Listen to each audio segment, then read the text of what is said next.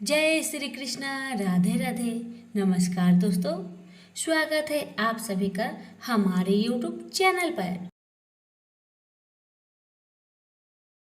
भक्तगणों, आप सभी को वामन एकादशी व्रत की ढेर सारी शुभकामनाएं। आज मैं आप सभी को एकादशी व्रत से जुड़ी 5 कथा एक साथ सुनाने जा रही हूँ। कथा को पूरा सुनिएगा। अगर कथा अच्छी लगे तो दूसरों को भी शेयर कीजिएगा। तो आइए श्रवण करें वामन एकादशी व्रत की कथा। त्रेता युग में बलि नाम का एक दानव था। वह भक्त, दानी, सत्यवादी तथा ब्राह्मणों की सेवा करने वाला था। साथ ही वह सदैव ही यज्ञ और तप आदि किया करता था।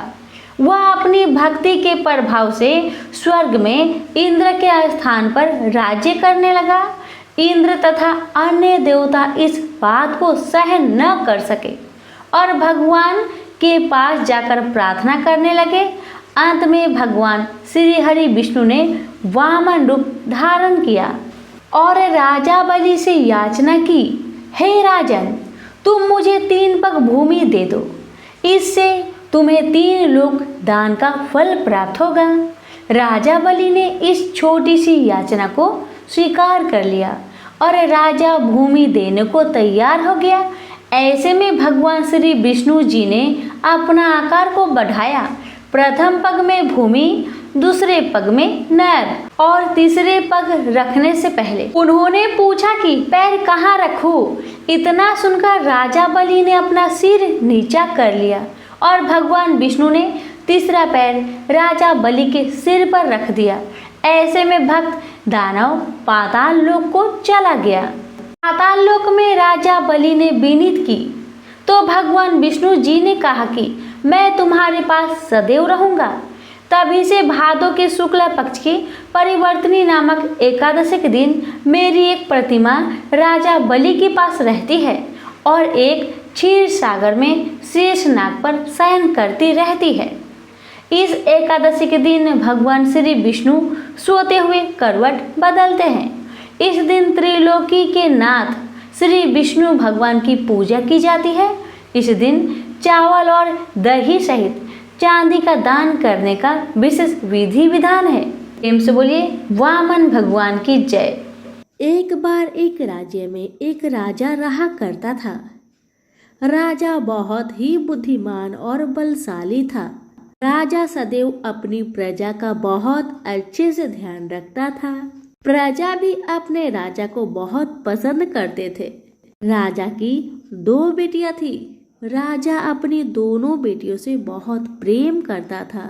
राजा की छोटी बेटी देखने में बहुत सुंदर और आकर्षक थी और राजा की बड़ी बेटी छोटी बेटी के मुकाबले थोड़ा कम सुंदर थी।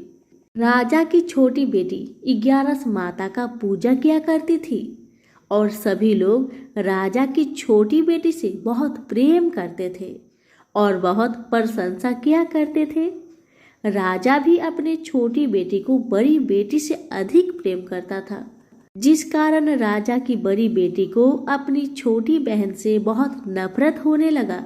राजा की दोनों बेटियां जब बड़ी हो गई तब एक पड़ोस राज्य में रहने वाला राजकुमार राजा की बड़ी बेटी के लिए रिश्ता लेकर आया। लेकिन जैसे ही उस राजकुमार की नजर राजा की छोटी बेटी पर पड़ी तो वह राजकुमार राजा की छोटी बेटी पर आकर्षक हो गया और उसे पहली नजर में ही उससे प्रेम हो गया। उस राजकुमार ने राजा की बड़ी बेटी के साथ विवाह करने के लिए मना कर दिया और उसने राजा से कहा कि मैं आपकी छोटी बेटी से विवाह करना चाहता हूँ। इसके बाद राजा की बड़ी बेटी यह देखकर अपनी छोटी बहन से बहुत क्रोधित हो गई और राजा की बड़ी बेटी ने अपनी छोटी बहन को अपना सबसे बड़ा दुश्मन मान लिया। राजा की बड़ी बेटी ने अपनी छोटी बहन से बदला लेने का निर्णय लिया, जिसके लिए उसने अपनी छोटी बहन को जान से मारने का प्लान बनाया। राजा की बड़ी बेटी ने अपनी छोटी बहन को मारने के लिए सबसे पहले एक लड्डू में जहर मिलाकर उसने अपनी छोटी बहन को दे दिया और उसको लड्डू खाने के लिए कहा। छोटी बहन ने लड्डू खा भी लिया, लेकिन चमत्कार देखिए, 11 माता की कृपा से छोटी बहन का एक बाल भी बाका ना हुआ। बड़ी बहन यह देखकर बहुत आश्चर्यचकित में पड़ गई, लेकिन बड़ी बहन ने हार नहीं मानी। उसने सोचा, अब की बार मेरी बहना बच गई, लेकिन अगली बार नहीं बचेगी। बड़ी बहन ने जब छोटी बहन रात में अपने कमरे में सो रही थी, तब उसने एक मटके में सांप रखकर उसे कमरे में छोड़ दिया। इन 11 माता के चमत्कार से, उनकी कृपा से छोटी बहन को कुछ नहीं हुआ। जब बड़ी बहन ने देखा कि मेरी छोटी बहन सही सलामत है, तो उसने फिर एक चाल चली। उसने अपनी बड़ी बहन को कहा कि चलो कुएं से पानी भर के लाते हैं। अब तो दोनों बहन मिलकर कुएं के पास जाते हैं। बड़ी बहन ने कहा, बहन तुम कुएं के पास चलो, पानी निकालो। जैसे ही बहन कुएं के पास गई, बड़ी बहन ने छोटी बहन को कुएं में ढकेल दिया। लेकिन 11 माता का लीला देखिए, तब भी छोटी बहन को कुछ भी नहीं हुआ। बड़ी बहन बार बार असफल होती रही, क्योंकि 11 माता छोटी बहन की रक्षा कर रही थी। तो बड़ी बहन का हर प्रयास असफल हो रहा था, इसलिए बड़ी बहन बहुत क्रोधित होती जा रही थी। फिर उसने अपनी छोटी बहन के पास जाकर उससे खुद पूछा कि मेरी छोटी बहन, तुमको पता है भगवान ने सबकी मृत्यु एक निश्चित समय पर लिखी हुई है, और कैसे तुम्हारी मृत्यु होगी क्या तुम जानती हो? तब छोटी बहन ने अपनी बड़ी बहन को बताया कि हाँ, मैं तो जानती हूँ मेरी मृत्यु कैसे होगी।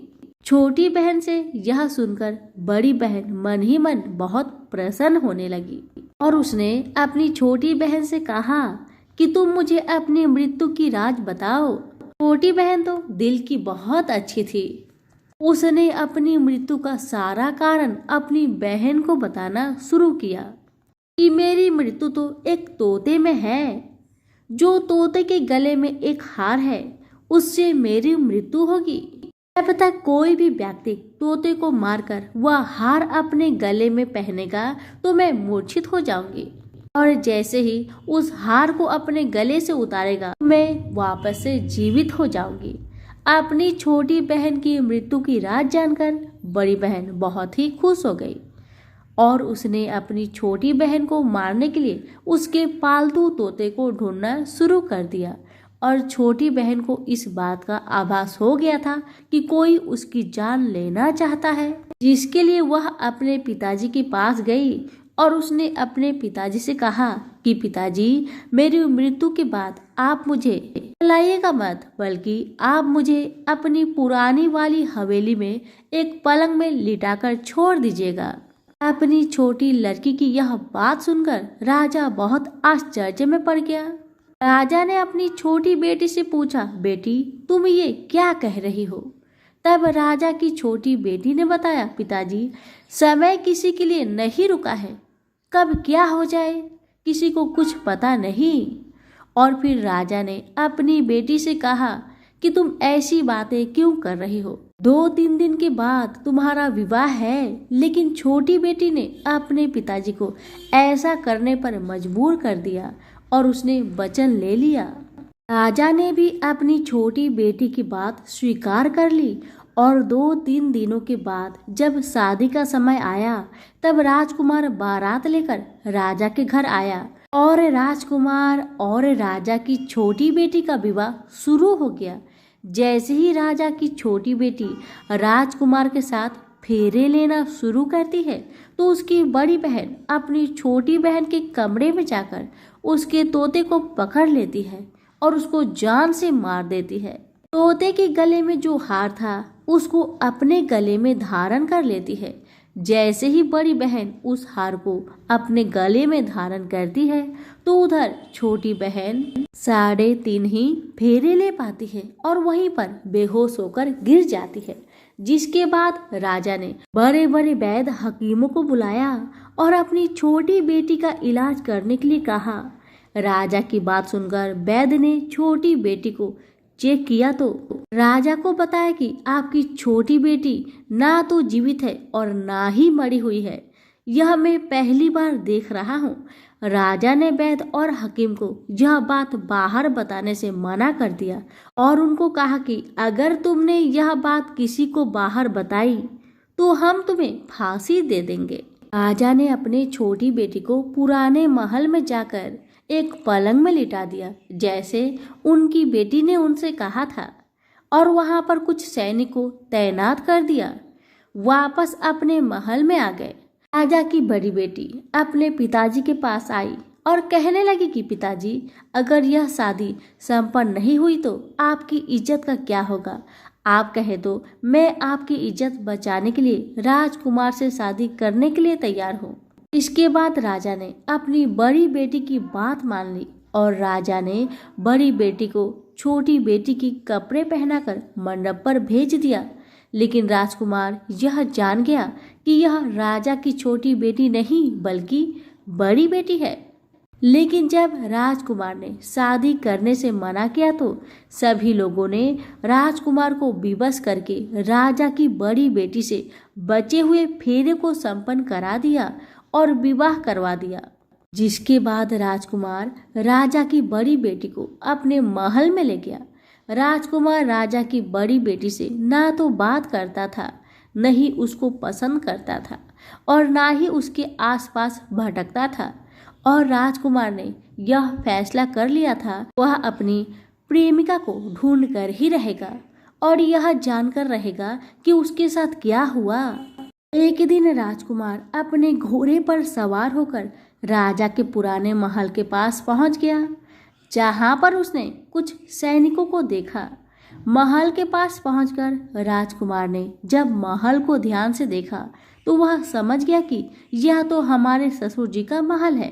तब राजकुमार ने सैनिकों से पूछा, तुम लोग यहाँ क्या कर रहे हो और इस महल के अंदर उस पलंग में कौन लेटा है। जिसके बाद सैनिकों ने बताया कि यहाँ पर राजा की छोटी बेटी लेटी है। यह सुनकर राजकुमार बहुत प्रसन्न हो गया और वह तुरंत अपनी प्रेमिका के पास पहुंच गया और उसकी सेवा करने लगा। जैसे ही रात हुई तो राजा की छोटी बेटी उठकर खड़ी हो गई। राजकुमार यह देखकर बहुत खुश हो गया और उसने अपनी प्रेमिका से पूछा कि तुम यहाँ क्या कर रही हो, तुम मेरे साथ मेरे घर चलो।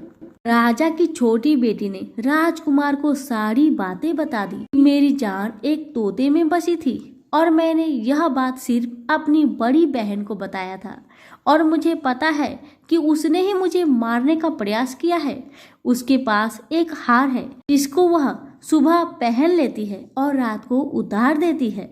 जब तक वह हार को पहने रहती है तब तक मैं मूर्छित रहती हूँ और जैसे ही वह हार को उतार देती है तो मैं जीवित हो जाती हूँ। और जब तक मेरी बड़ी बहन के पास वह हार है तब तक मैं ऐसे ही जीवित और मूर्छित होती रहूंगी। पर मेरी बड़ी बहन के पास जो हार है वह मेरे हाथ में लग जाए तो मैं हमेशा के लिए जीवित हो जाऊंगी। राजकुमार यह बात सुनकर राजा की छोटी बेटी के पास रहने का निर्णय ले लिया और उसने अपने बचे हुए सारे फेरे उस पलंग में लेटी राजा की छोटी बेटी के साथ ले लिया और अपना विवाह पूर्ण कर लिया और वहीं पर ही रहने लगा। देखते ही देखते कुछ समय में राजा की छोटी बेटी और राजकुमार की पत्नी पेट से हो गई। एक दिन राजकुमार को किसी काम से बाहर जाना पड़ा। तब छोटी बहन के पेट में बहुत तेज दर्द होने लगा। इसके बाद उसने 11 माता का आह्वान किया, जिसके बाद वहां पर 11 माता प्रकट हुई और उन्होंने अपनी भक्तों के दर्द को दूर किया और एक पुत्र की प्राप्ति करवाई। और वहीं पर अचानक से राजकुमार भी आ गया। राजकुमार ने 11 माता को देखा तो वह आश्चर्यचकित हो गया और उसने तुरंत माता को प्रणाम किया। और 11 माता ने राजकुमार से कहा कि जब तुम्हारा बेटा 5 वर्ष का हो जाए तो तुम अपनी पत्नी का हार लाकर इसके गले में डाल देना। और देखते ही देखते राजकुमार और राजा की छोटी बेटी का पुत्र 5 वर्ष का हो जाता है। तो राजकुमार अपने बेटे से कहता है कि बेटा, मैं कुछ काम से बाहर जा रहा हूँ, तुम अपनी माता का ध्यान रखना। और वहां से चला जाता है। राजा को बाहर निकलता देख बड़ी बहन के सैनिक देख लेते हैं और बड़ी बहन को जाकर सारी बात बता देते हैं। जिसके बाद बड़ी बहन अपनी छोटी बहन के पुत्र को वहां से उठवा लेती है और उसको मरवा देती है। छोटी बेटी के पुत्र के 2 टुकड़े करवा देती है। पहला टुकड़ा चक्की के पास छुपा देती है और दूसरा टुकड़ा अपनी पलंग के नीचे रख देती है। अब 11 माता भिखारी का रूप लेकर आती है। एक भिखारी का रूप रखकर बड़ी बहन के पास चली जाती है, जिसके बाद वहां से भिक्षा मांगने लगती है। बड़ी बहन अपने नौकरों से कहती है कि जाकर भिक्षा दे दो, लेकिन जैसे ही नौकर 11 माता को भिक्षा देने के लिए आते हैं तो माता उन्हें मना कर देती है और कहती है कि मैं तुम्हारी महारानी से ही भिक्षा लूंगी। जिसके बाद बड़ी बहन स्वयं ही भिक्षा देने के लिए माता के पास आती है। तब माता एक बिल्ली का रूप लेकर उसके कमरे में चली जाती है और वहां पर छोटी बेटी के पुत्र के दोनों टुकड़े को वापस में जोड़ देती है और उसे जीवित कर देती है। उसे वहां से ले आती है और राजकुमार को सौंप देती है। राजकुमार अपने बेटे को लेकर अपनी पत्नी यानी कि बड़ी रानी के पास जाता है और कहता है कि तुम इसका ध्यान रखना। अगर तुम इस बच्चे का अच्छे से ध्यान रखोगी तो मैं तुमसे बात करूंगा। एक दिन राजकुमार अपने बच्चे से कहता है कि तुम मम्मी से उनके गले का हार मांग लो। जिसके बाद राजकुमार का लड़का अपनी मम्मी के पास जाता है और कहता है कि मम्मी मुझे तुम्हारा हार चाहिए जो तुमने गले में पहन रखा है। यह सुनकर पहले तो बड़ी बहन बहुत क्रोधित हुई, पर उसको याद आता है कि राजकुमार ने कहा था कि अगर मैं इस बच्चे का ध्यान अच्छे से रखूंगी तो वह मुझसे बात करेंगे। जिसके कारण वह हार को उस बच्चे को दे देती है और वह तुरंत हार को ले जाकर अपने पिताजी को दे देता है। और तभी राजकुमार ने अपने बेटे को लेकर वहां से जाने लगता है और अपनी पत्नी से कहता है तुम हमारे लिए खाना बनाकर रखो, मैं शाम को आकर तुम्हारे साथ खाना खाऊंगा। और वह अपने बेटे को लेकर वहां से चला जाता है। जिसके बाद वह राजा के पास जाता है और उनको सारी कहानी बताने लगता है। राजा अपनी बड़ी बेटी की यह करतूत सुनकर बहुत क्रोधित होता है और अपनी परवरिश पर ही दोष देने लगता है और राजकुमार को अपनी छोटी बेटी के साथ रहने के लिए आदेश देता है। कहते हैं कि जो भी भक्त 11 माता की व्रत श्रद्धा पूर्वक करता है, उनकी कथा का श्रवण करता है, उनकी सभी कष्टों का हरण खुद माँ करती है। हे 11 माता, जैसे आपने राजा की छोटी बेटी की रक्षा की, उसका पुत्र की रक्षा किया, वैसे ही इस कथा को सुनने वाले, कहने वाले, हुक्कारे भरने वाले सभी के परिवार पर अपनी कृपा सदा बनाए रखना। तो सभी मिलकर बोले 11 माता की जय। के गांव में एक साहूकार रहता था। साहूकार की एक बेटी थी जो कि हर रोज पीपल सींचने जाती थी।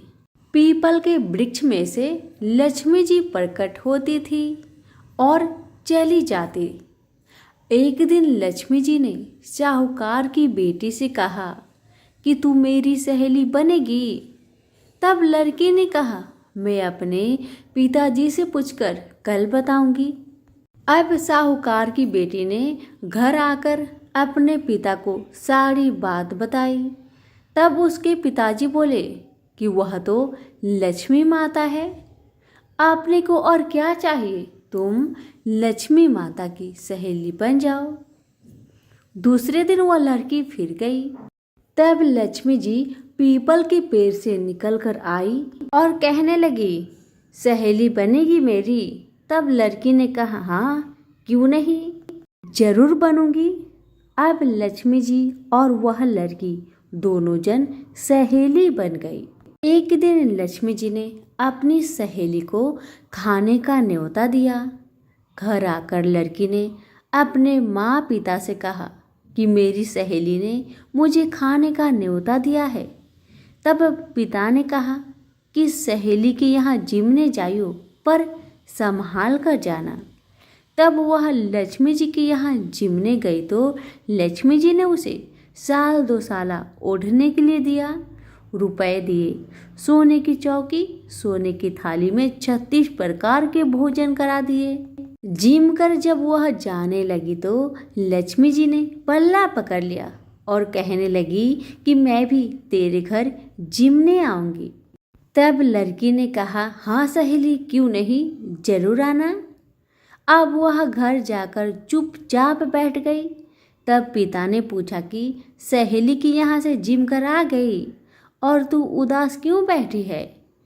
तब उसने कहा, पिताजी, मेरे को तो लक्ष्मी जी ने इतना कुछ दिया, अनेक प्रकार के भोजन कराए, परंतु मैं कैसे उनको जिमाऊंगी, अपने घर में तो कुछ भी नहीं है। तब उसके पिता ने कहा, गोबर मिट्टी से चौका लगाकर घर की सफाई कर लेना, 4 मुख वाला दिया जलाकर लक्ष्मी जी का नाम लेकर रसोई में बैठ जाना। लड़की सफाई करके लड्डू लेकर बैठ गई। उसी समय एक रानी नहा रही थी। उसका 9 लखा हार चील उठाकर ले गई और उसके घर वह 9 लखा हार डाल गई और उसका लड्डू ले गई। बाद में वह हार को तोड़कर बाजार में गई और सामान लाने लगी तो सुनार ने पूछा कि क्या चाहिए। तब उसने कहा कि सोने की चौकी, सोने के थाल, साल दुसाला दे दे, मोहर और सामग्री दे, 36 प्रकार का भोजन हो जाए, इतना सामान दे। सारी चीज़ें लेकर बहुत तैयारी करी और रसोई बनाई। तब गणेश जी से कहा कि लक्ष्मी जी को बुलाओ। आगे आगे गणेश महाराज, पीछे पीछे लक्ष्मी जी आई। उसने फिर चौकी डाल दी और कहा, सहेली चौकी पर बैठ जा। तब लक्ष्मी जी ने कहा, सहेली चौकी पर तो राजा रानी के भी मैं नहीं बैठी, किसी के भी यहाँ नहीं बैठी। तो उसने कहा, पर मेरे यहाँ तो तुम्हें बैठना ही पड़ेगा। फिर लक्ष्मी जी चौकी पर बैठ गई। तब उसने बहुत खातिर की, जैसे लक्ष्मी माता ने करी थी वैसे ही उसने भी करी। लक्ष्मी जी उस पर बहुत प्रसन्न हुई और घर में खूब रुपए एवं लक्ष्मी हो गई। साहूकार की बेटी ने कहा, मैं अभी आ रही हूँ, तुम यहीं पर बैठी रहना। और वह चली गई। लक्ष्मी जी गई नहीं और चौकी पर बैठी रही। उसको बहुत दौलत दी। हे लक्ष्मी माता, जैसे आपने साहूकार की बेटी को दिया वैसे सबको देना। कहानी सुनते, हुक्कारा भरते अपने सारे परिवार को देना, पीहर में देना, ससुराल में देना, बेटे पोते को देना। हे लक्ष्मी माता, सबका कष्ट दूर करना, दरिद्रता दूर करना, सबकी मनोकामना को पूर्ण करना। तो प्रेम से बोलिए लक्ष्मी माता की जय। विष्णु भगवान की 3 पत्नियां थी, लक्ष्मी, सरस्वती और गंगा। तीनों बड़ी गुणवती और सौम्य हृदया थी, पर तीनों की अलग अलग प्रकृति थी। तीनों भगवान विष्णु के प्रति मन में अनन्य प्रेम रखती थी। स्वयं विष्णु भगवान भी तीनों को अनन्य प्रेम करते थे। भगवान विष्णु ने अपनी तीनों पत्नियों को समान अधिकार प्रदान कर रखा था। तीनों बड़ी स्वतंत्रता के साथ अपने अपने अधिकारों का उपभोग कर रही थी, पर प्रकृति की भिन्नता के कारण सरस्वती के मन में संदेह पैदा हो उठा कि विष्णु मेरी अपेक्षा गंगा को अधिक प्रेम करते हैं। जब संदेह उत्पन्न हो गया तो ईर्ष्या भी पैदा हो उठी। सरस्वती गंगा से जलने लगी। बात बात में उन्हें खरी खोटी सुनाने लगी। गंगा कुछ बोलती नहीं थी, वे चुपचाप सुन लिया करती थी। लक्ष्मी को सरस्वती का व्यवहार अच्छा नहीं लगा। उन्होंने अवसर पाकर सरस्वती से कहा, बहन सरस्वती, तुम जब देखो गंगा को खरी खोटी सुनाती रहती हो। तुम यह अच्छा नहीं कर रही। मेरी बात मानो, गंगा को जली खोटी सुनाना बंद कर दो। पर लक्ष्मी की नेक सलाह सरस्वती को अच्छी नहीं लगी। उनके हृदय में ईर्ष्या की आग जल रही थी। उन्होंने सोचा कि लक्ष्मी गंगा का पक्ष ले रही है, अतः उनके हृदय की आग और भी अधिक भड़क उठी। वे क्रोध भरे स्वरों में बोली, लक्ष्मी, तुम गंगा का पक्ष लेकर मेरा अपमान कर रही हो। मैं इसे सहन नहीं कर सकती। मैं तुम्हें श्राप देती हूँ, तुम नदी बनकर धरती पर प्रवाहित हो जाओ। लक्ष्मी बड़ी शांत प्रकृति की थी। वे सरस्वती के श्राप को सुनकर भी शीतल बनी रही। उन्होंने न तो श्राप का प्रतिवाद किया और न उनके प्रति मुख से कठोर शब्द भी निकले। ऐसा लगा जैसे उनके लिए कुछ हुआ ही ना हो। पर गंगा को सरस्वती का श्राप अच्छा नहीं लगा। वे सरस्वती के श्राप को सुनकर उत्तेजित हो उठी और क्रोध भरे स्वरों में बोली, सरस्वती, तुमने लक्ष्मी को श्राप देकर बड़ा अनुचित कार्य किया है। वे तो तुम्हारे श्राप को सुनकर चुप रही, पर मैं चुप नहीं रह सकती। मैं तुम्हें भी श्राप देती हूँ। तुम भी नदी बन जाओ और धरती पर जाकर प्रवाहित हो। यह सुनकर सरस्वती के मन की आग और भी अधिक भड़क उठी। वे क्रोध भरे स्वरों में बोली, मैं तो नदी बन जाऊंगी, पर तुम भी बैकुंठ में नहीं रह सकती। मैं भी तुम्हें श्राप दे रही हूँ। तुम भी नदी बन जाओ और धरती पर जाकर प्रवाहित हो। इस प्रकार भगवान विष्णु की तीनों पत्नियां कला और ईर्ष्या के कारण एक दूसरे को श्राप देकर दुख का शिकार बन गई। यह सुनकर भगवान विष्णु को बड़ा दुख हुआ। उन्होंने अपनी पत्नियों से कहा, तुम तीनों ने ईर्ष्या के कारण एक दूसरे को श्राप देकर अच्छा नहीं किया। तुम तीनों ने स्वयं अपने लिए दुख को निमंत्रित किया है। अपने ही हाथों से अपना घर को जलाया है। विष्णु की भर्त्सना से तीनों पत्नियां बड़ी दुखी हुई। वे दुख प्रकट करती हुई विष्णु से क्षमा याचना करने लगी। विष्णु ने कहा, तुम तीनों ने एक दूसरे को श्राप दिया है। श्राप के अनुसार तुम तीनों को नदी बनना ही पड़ेगा। नदी बनकर धरती पर जाना ही पड़ेगा। यह सुनकर लक्ष्मी का मन दुख से भर गया। उन्हें विष्णु का वियोग एक क्षण भी सहा नहीं जा रहा था। वे अपने प्राणों को आंसुओं के रूप में बहाती हुई बोली, प्रभु, मुझ पर दया कीजिए। मैं एक क्षण भी आपके बिना नहीं रह सकती। कोई ऐसा उपाय बतलाइए जिससे मुझे आपसे अलग ना होना पड़े, धरती पर ना जाना पड़े। विष्णु ने कहा, लक्ष्मी, तुम्हें धरती पर जाना ही पड़ेगा, किंतु तुम्हारे हृदय में कपट और ईर्ष्या का भाव नहीं है। अतः तुम मुझे बहुत प्रिय हो। तुम्हें मुझसे अलग नहीं होना पड़ेगा। तुम अर्ध शक्ति से मेरे पास रहो और अर्ध शक्ति के रूप में पद्मावती नदी के रूप में धरती पर जाकर बहो। धरती पर शंखचूड़ नामक एक राक्षस उत्पन्न होगा। वह मेरा ही अंश होगा। तुम तुलसी के रूप में उसकी पत्नी बनोगी। तुम तुलसी के रूप में सदा विष्णु प्रिया बनी रहोगी और जन जन से आदर पाओगी। गंगा को भी भगवान विष्णु से अलग होने का बड़ा दुख था। अतः उन्होंने भी आश्रु नयन निवेदन किया, प्रभु, ऐसा कोई उपाय बताए जिससे मैं आपसे अलग ना हो। विष्णु भगवान ने कहा, गंगे, श्राप बस तुम्हें भी धरती पर जाना ही पड़ेगा। राजा भगीरथ अपने पूर्वजों के उद्धार के लिए तप कर रहे हैं। तुम्हें धरती पर गंगा के रूप में प्रवाहित होना पड़ेगा और भगीरथ के पूर्वजों का उद्धार करना होगा।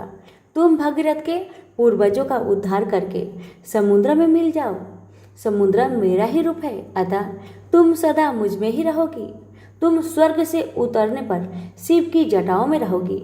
शिव और मुझ में कोई अंतर नहीं है। इस रूप में भी तुम सदा मुझ में ही रहोगी।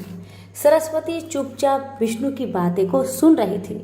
अंत में भगवान विष्णु ने सरस्वती की ओर देखा और कहा, सरस्वती, तुम अपने अर्ध गुणों से नदी बनकर बहोगी और अर्ध गुणों से ब्रह्मा की पत्नी बनोगी। श्राप का फल तुम्हें भी भोगना ही पड़ेगा। सरस्वती बोली, भगवान, आप तो भेद विभेद रहित है, फिर आप लक्ष्मी और मुझ में भेद क्यों कर रहे हैं? आपने लक्ष्मी को तो अपने पास ही रहने की अनुमति प्रदान की, पर मुझे आप सदा के लिए अलग कर रहे हैं। विष्णु बोले, सरस्वती, किसी को भी न तो मैं विलग करता हूँ और न अपने पास रखता हूँ। मेरी किसी में न तो आसक्ति है और न किसी में विरक्ति है। सबको अपने अपने गुणों और कर्मों के अनुसार ही मेरा सहचार्य प्राप्त होता है। लक्ष्मी निष्कपट हृदय की है। वे ना तो किसी से ईर्ष्या करती है, ना किसी से वैर रखती है। वे सबसे प्रेम करती है और यही कारण है कि वे सदा मेरे साथ रहती है। पर तुम ईर्ष्या और क्रोध के वशीभूत रहती हो। यही कारण है कि तुम्हें मुझसे अलग होना पड़ रहा है। विष्णु के कथन को सुनकर सरस्वती मौन हो गई। उन्हें ऐसा लगा जैसे विष्णु की कथन का प्रत्येक अक्षर मूर्तिमान बनकर खड़ा हो गया हो। सरस्वती का हृदय पश्चाताप की वेदना से जलने लगा। पर अब क्या हो सकता था? अब तो तीर उनके हाथों से छूट चुका था। जो मनुष्य क्रोध और ईर्ष्या के वशीभूत होकर अपने हाथों से ही अपने घरों में आग लगा लेते हैं, उन्हें सरस्वती की भांति ही पश्चाताप की वेदना में जलना पड़ता है। तो प्रेम से बोलिए लक्ष्मी नारायण की जय। किसी गांव में एक बूढ़ी माई रहती थी। वह बहुत गरीब थी और आंखों से अंधी भी थी। उसका एक बेटा और बहू थी। वह बुढ़िया सदैव गणेश महाराज की पूजा किया करती थी। एक दिन गणेश भगवान उसकी श्रद्धा भक्ति को देखकर बहुत प्रसन्न हुए। गणेश भगवान ने सोचा, ये बुढ़िया माई तो आंखों से अंधी है, फिर भी मेरी पूजा पाठ कितना श्रद्धा के साथ करती है, इसलिए मुझे इसके लिए कुछ करना चाहिए। इतना ही सोचकर गणेश जी उस बुढ़िया माई के सामने प्रकट होकर बोले, बुढ़िया माई, तू जो चाहे सो मुझसे मांग ले, मैं तुझसे बहुत प्रसन्न हूँ। बुढ़िया माई हाथ जोड़कर गणेश महाराज से बोली, हे भगवान, मुझे तो कुछ मांगना ही नहीं आता, तो मैं कैसे मांगू और क्या मांगू, आप ही मुझे बताए। बूढ़ी माई की बातें सुन गणेश महाराज कहने लगे, माई, तू अपने बेटे बहू से पूछकर कुछ मांग लेना।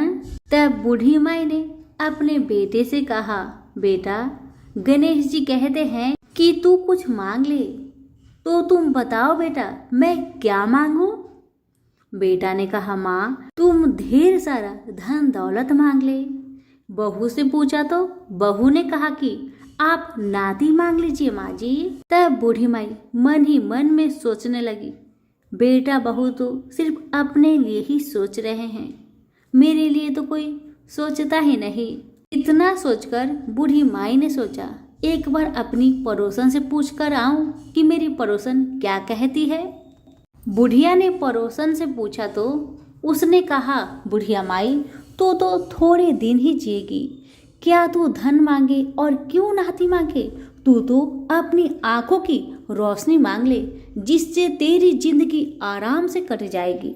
बेटा बहू और पड़ोसन का राय लेकर बुढ़िया माई गणेश महाराज के पास आई और बोली, हे गणेश महाराज, यदि आप मुझ पर प्रसन्न है तो मुझे 9 करोड़ की माया दे, निरोगी काया दे, अमर सुहाग दे, आंखों की रोशनी दे, नाती दे, पोता दे और सब परिवार को सुख दे और अंत में मोक्ष दे।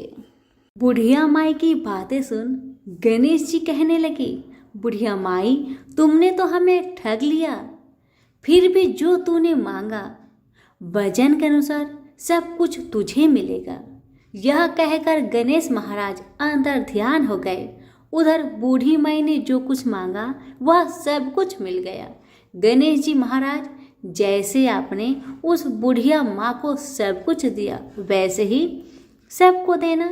कहानी कहने वाले, सुनने वाले, हुक्कारे भरने वाले सभी के परिवार पर अपनी कृपा सदा बनाए रखना। सभी मिलकर बोलिए, गणेश भगवान की जय हो, विनायक महाराज की जय हो। कथा अच्छी लगे तो लाइक शेयर जरूर करें। धन्यवाद।